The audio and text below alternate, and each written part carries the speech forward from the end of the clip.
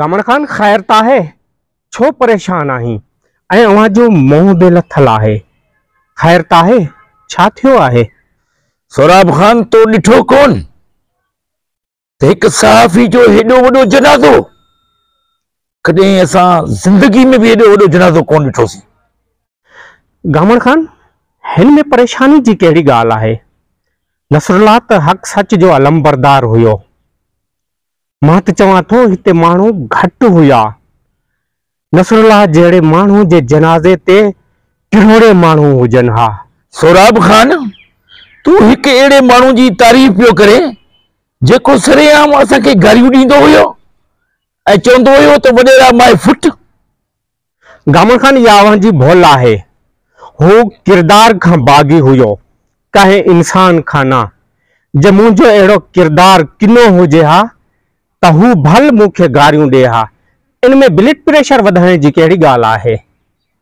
न न मां पंहिंजो ब्लड प्रेशर छो वधायां? तू इहो ॿुधाए त कीअं आयो आहीं? गमन खान अवां खे ख़बर आहे न मूंखे हिन सरदारी निज़ाम खां घिन अचे थी, पर अल्लाह माफ़ करे किथे हिन घिनौने कम में अवां जा हथ त नाहिन। न न अहिड़ी ॻाल्हि त नाहे। केरु चए पियो छा?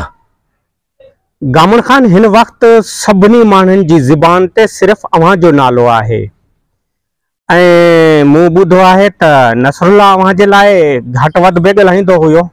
सोराब खान हू हर माण्हू खे ग़लति ॻाल्हाईंदो हुयो। मां हुनजो क़त्ल छो कराईंदुसि? गमन खान अवां जी सोच खां मां अणवाक़ुफ़ न आहियां। मूंखे लॻे थो त इहो गंदो कम अवां ई कराए सघो था। सोराब खान ज़बान खे लगाम ॾे। मां सियासत जो चमकंदड़ सितारो आहियां। मुखालिफ़ मूंखे बर्दाश्त नथा करे। गमन खान अवां जे चेहरे जा तासुरात त कुझु ॿियो ॿुधाइनि था, उन करे अवां जी ज़ुबान बि अवां जो साथ नथी ॾे ऐं अवां अलाए कहिड़ा अल्फाज़ ॻाल्हायो पिया। सोराब खान तू सौट आहीं या दुश्मन? मां इहो क़त्ल नाहे करायो, इहो मूं ते इल्ज़ाम आहे।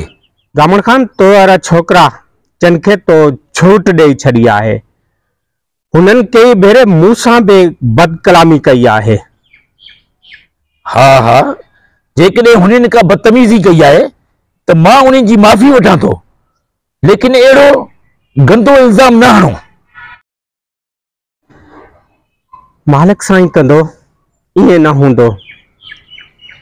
अगर ईअं हुयो त असां सिंधी क़ौम जा मयारी थी पवंदासीं ऐं कॾहिं बि तोखे बख़्श न कबो। ही जेके नौजवान उथिया आहिनि अलाए छा कंदा। ही त असांजे पूरे समूरे कबीले सां नफ़रत कंदा, जेको इहो थियण मां कोन ॾींदुसि।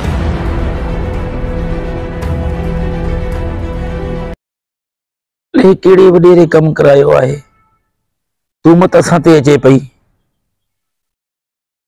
हर वॾेरो परेशान आहे।